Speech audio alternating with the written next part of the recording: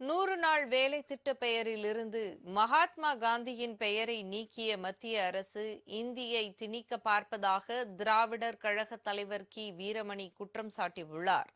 சேலம் மாவட்டம் ஆத்தூரில் செய்தியாளர்களிடம் பேசிய அவர், மத்திய பிஜேபி அரசின் எண்ணம் தமிழகத்தில் ஒருபோதும் எடுபடாது என தெரிவித்தார். ஆகவேதான் இது உள்நோக்கம் உள்ளது. காந்தியை ஆரம்பத்திலிருந்து விமர்சனம் பண்ணவங்க, காந்தியை கொண்டவங்க அந்த கட்சி ஆளுது.